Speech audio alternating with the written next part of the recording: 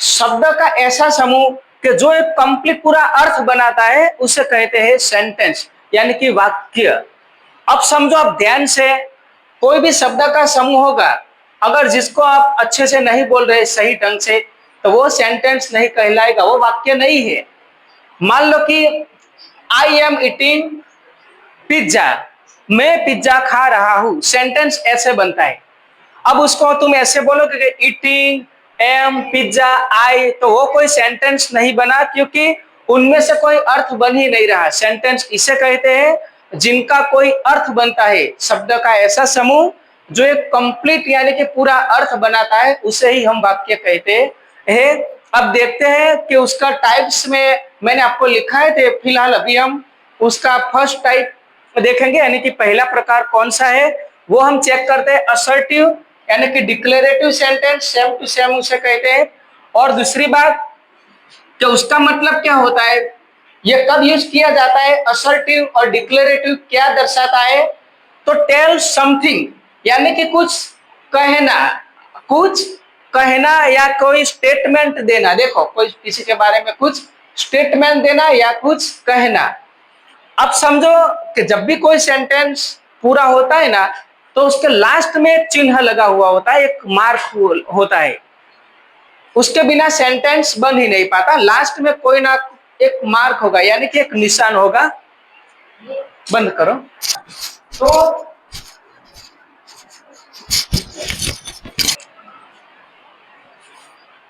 हर एक सेंटेंस के पीछे कुछ ना कुछ मार्क आता है, यानी कि कुछ ना कुछ चिन्ह लगा हुआ होता है, उसे ही हम कहते हैं सेंटेंस, नहीं तो वाक्य नहीं कहलाएगा। वाक्य के अंत में कोई चिन्ह लगा हुआ होता है, तब जाके बनता है वाक्य। अब समझो, ये असर्टिव और डिक्लेरेटिव सेंटेंस जब पूरा होता है तो उसके पीछे आएगा it ends with full stop. आप जानते हैं ना, पूर्ण विराम। जब ये सेंटेंस पूरा होगा, वाक्य कौन सा वाक्य, कौन से प्रकार का वाक्य, असर्टिव वाक्य जब पूरा होता है तो उसके लास्ट में जहां पूरा होता है वहां पर आएगा इस तरह का चिन्ह, यानी कि पूर्ण विराम, फुल स्टॉप आएगा। ये क्लियर हो गया। अगर आपने फुल स्टॉप नहीं किया है और कोई दूसरा मार्क आपने बनाया है तो वो गलत हो जाएगा। क्या आएगा लास्ट में, फुल स्टॉप आएगा। अब देखते हैं आगे। देखो, एकदम ध्यान से समझना सेंटेंस को, एकदम अच्छे से जानना, अच्छे से लिख देना अच्छी हैंड राइटिंग में। देखो, आपको समझाता हूं, अभी पता चल जाएगा एक ही बार में। शी इज अ नर्स, यानी कि ये सेंटेंस कैसा है, यहां जो मैंने लिखा है कि किसी के बारे में हम कुछ बता रहे हैं कि वो नर्स है, उसका मतलब क्या हुआ कि वो नर्स है। तो उसमें एक सिंपल सेंटेंस ही लग रहा है आपको, यानी कि किसी के बारे में कुछ बता रहे। देखो, टेल्स समथिंग, टेल्स समथिंग कुछ कहना, बस ऐसा है कि वह नर्स है। और लास्ट में क्या है आप देख सकते हो, सेंटेंस जहां पूरा हुआ वाक्य तो उसके अंत में क्या दिया है, पूर्ण विराम है। देखो, पूर्ण विराम है जहां पूरा हुआ सेंटेंस वहां पर। अब ये सेकंड नंबर का देखो, I am a doctor, I am a doctor, कि मैं एक डॉक्टर हूं। तो ये सेंटेंस कैसा हुआ, ये वाला वाक्य कैसा हुआ कि मैं ऐसा बता रहा हूं आपको कि मैं एक डॉक्टर हूं, यानी कि मैं कुछ कह रहा हूं। उसकी डेफिनेशन पहले ये समझो आप, यहां जो लिखा है ना टेल समथिंग, बस यही आप समझ लो कि कुछ कहना, कि मैं एक डॉक्टर हूं। और लास्ट में क्या है देखो, फुल स्टॉप है। तो ये वाक्य हुआ असर्टिव सेंटेंस। उसके बाद लिखा है द चिल्ड्रन आर शाउटिंग, ये भी कुछ बता रहे हैं हम, ये भी हम कुछ बता रहे हैं कि बच्चे चिल्ला रहे हैं, उसका मतलब होता है कि बच्चे चिल्ला रहे हैं। The children are shouting, last में देख लो यहाँ दिया है एक डॉट यानी कि फुल स्टॉप दिया है।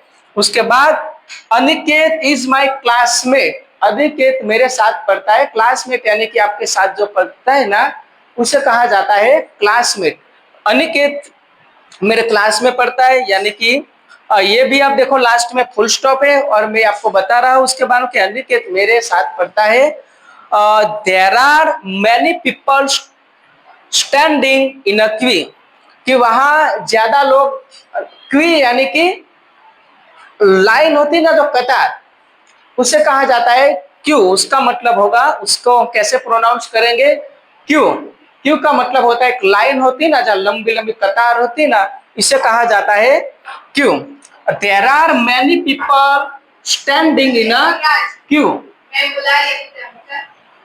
अब उसके बाद my father is not at home, कि मेरे पापा अभी घर पे नहीं है, कि मेरे पापा अभी घर पे नहीं है। समझो ध्यान से, ये मैंने कुछ बताया, देखो कि मेरे पिताजी अभी घर पे नहीं है, और ऊपर वाले सेंटेंस में क्या बता रहा हूं कि वहां ज्यादा लोग लाइन में खड़े हैं। उसका मतलब ये होता है there are many people standing in a queue, कि वहां ज्यादा लोग लाइन में खड़े हैं। उसके बाद लास्ट वाला, an elephant is a big animal, हाथी बड़ा प्राणी है।